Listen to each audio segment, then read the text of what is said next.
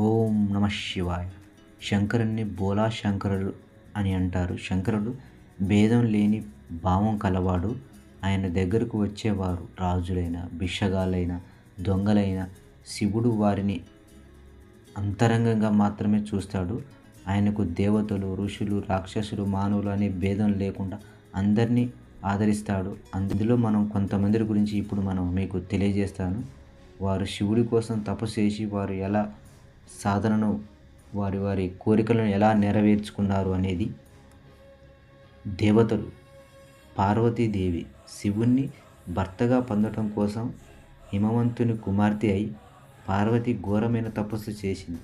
కేవలం ఆకులను మాత్రమే ఆహారం తీసుకుంటూ ఆ తర్వాత వాటిని కూడా వదిలేసి అపర్ణగా నిలిచి శివుని అనుగ్రహం పొంది తను భర్తగా పొందింది. శ్రీకృష్ణుడు సంతానం కోసం తను కొన్ని సంవత్సరాల తపస్సును కొన్ని రోజులలో మాత్రమే చేసి శివుని అనుగ్రహం పొంది కుమారుణ్ణి పొందాడు. మహావిష్ణువు రాక్షసులను జయించడానికి 1000 కమలాలతో పూజించి శివుని నుండి సుదర్శన చక్రాన్ని పొందాడు. బ్రహ్మ శివుడి జ్యోతిర్లింగాల తత్వాన్ని స్తుతించి సృష్టికర్త కార్యానికి అనుమతి పొందాడు. చంద్రుడు దక్షిణి శాపం నుండి తన కళను తగ్గిపోవటం వల్ల శివుడు అనుగ్రహంతో ఉండి శాశ్వత తత్వాన్ని పొందాడు. మరి రాక్షసులు ఎవరు తన శివుణ్ణి మెప్పించారు?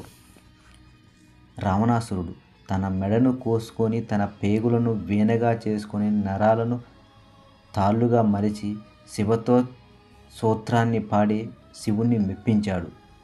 భస్మాసురుడు శివుని తన నాట్యంతో తపస్సుతో మెప్పించి లోకాన్ని గడగడలాడించే వరాన్ని పొందాడు. బాణాసురుడు శివుని తాండవాన్ని తన 1000 చేతులతో మృదంగం వాయించి శివుణ్ణి తన కాపలాగా మలుచుకున్నాడు. గజాసురుడు తన భక్తితో శివుణ్ణి తన పొట్టలోనే ఉండాలని కోరాడు. చివరకు తన చర్మాన్ని శివుడి వస్త్రంగా ధరించాడు. తారకాసురుడు తపస్సుతో బ్రహ్మను శివుణ్ణి మెప్పించి చావులేని వరం కోరాడు.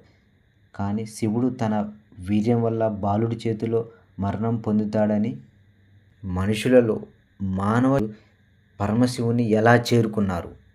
మార్కండేయుడు 16 ఏళ్లకే మరణం రావాల్సిన వాడు శివలింగాన్ని హత్తుకొని శివుణ్ణి నమ్మి అజేయుడిగా నిలిచినాడు. భక్త కన్నప్ప వేటగాడు కన్నప్ప తన కళ్ళనే శివునికి అర్పించి భక్తితో శివుని అనుగ్రహం పొందినాడు. సిరియాలు శివుడి పరీక్షలో నెగ్గి తన ఏకైక పుత్రుని కూడా శివార్పణం చేయడానికి సిద్ధమైన మహా త్యాగి అయ్యాడు. పరశురాముడు శివుని గురువుగా భావించి తపస్సు చేసి ఆయన నుండి పరుశువు మరియు యుద్ధ విద్యలను నేర్చుకున్నాడు.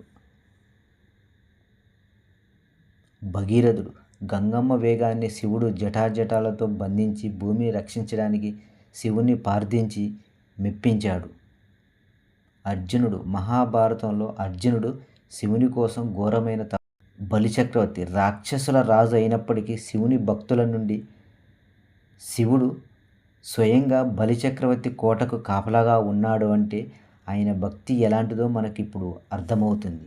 ఇలా ఎందరో శివుణ్ణి పూజించి మోక్షం కోసం, ధ్యానం కోసం, సంపదల కోసం పిలవగానే పలికే ఏకైక దేవుడుగా శివుడు కొలువైనాడు.